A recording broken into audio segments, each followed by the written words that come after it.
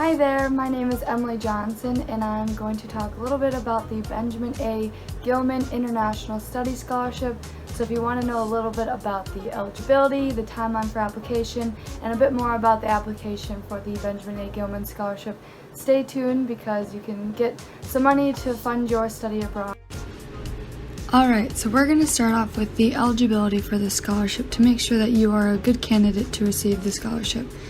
The first thing to check to see is if you are a Federal Pell Grant recipient.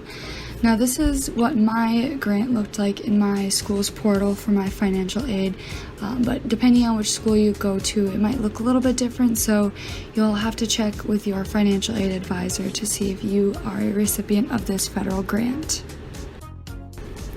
The second eligibility parameter is that you need to be either a U.S. citizen or a U.S. national to be eligible for this scholarship.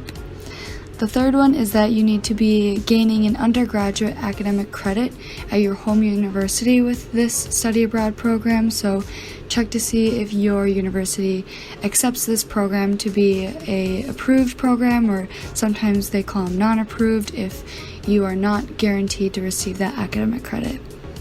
The fourth eligibility parameter is that the study abroad program you're going on needs to be in a level 2 or 1 travel advisory based off of the U.S. Department of State ranking, so make sure to double check which program destination you're going to and what travel advisory they have.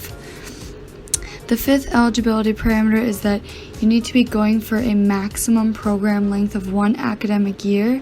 So if you are planning on going on a 2-year program, you would not be eligible, but if you can break it into 2 separate 1-year programs, you can do an application for only one of those years.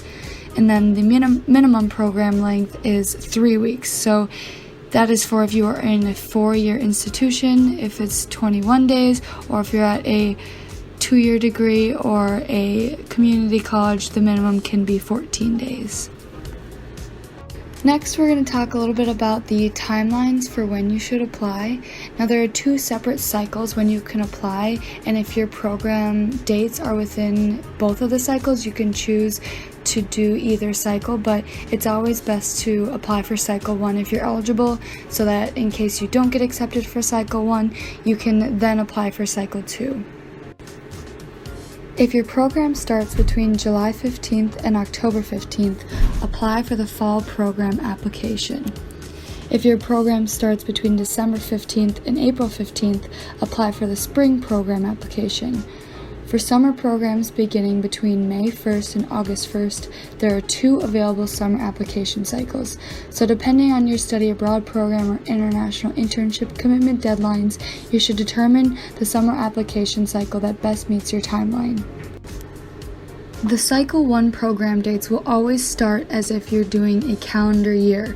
So the first program dates that will be eligible are for the winter, and then spring, summer, fall, and academic year starting in 2020. Cycle 2 will open up soon in mid-January 2020 for applicants whose programs start from May 1st, 2020 to April 30th, 2021. This cycle encompasses starting in the academic calendar, so summer 2020, fall 2020, academic year 2021, winter and spring 2021 programs as well.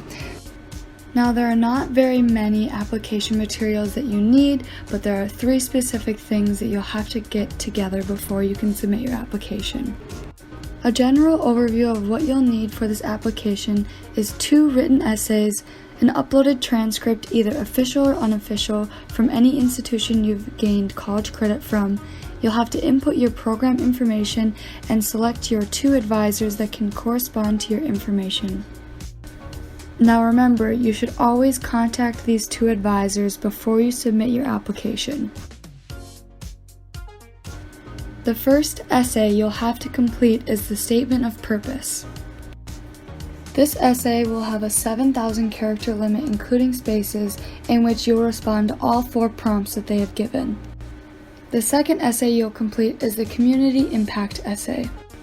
The second essay is a bit shorter with a 6,000 character limit. It's broken between 2 parts, the first in which you talk about what you're doing overseas, and the second part of what you're doing when you come back to your home institution with a follow-on service project. This follow-on service project can be anything that you want to do to promote Gilman and the abroad experience that you had. If you wanted to check out some examples, the Gilman website has tons for you to look through. After completing the 2 essays and sending in your transcript, your application materials are complete. You can then follow this flowchart to see if you have everything complete and to see when your application will be reviewed. As a STEM major, I never thought I would be able to study abroad, especially not for both the spring and summer terms. I am currently a genetics major and global health and leadership minor at the University of Wisconsin-Madison, set to graduate this spring. The Gilman Scholarship allowed me to continue in my study abroad experience by attending another program in Australia after I completed a semester at Macquarie University in Sydney, Australia. With some careful planning and some summer classes, I was able to take 2 advanced science classes while abroad in the spring and also complete my field experience for my global health minor during my summer program in Australia. I was able to do some site visits in Australian hospitals and see medical services like the Royal Flying Doctors. I also found time to travel to Indonesia, New Zealand, and Singapore. Being able to experience another side of the world and their way of life helped me gain a sense of independence and confidence in my own career path, which I am excited to return to Australia this summer. I am so grateful for the Gilman Scholarship and hope that many more people apply for help in funding these wonderful and educational experiences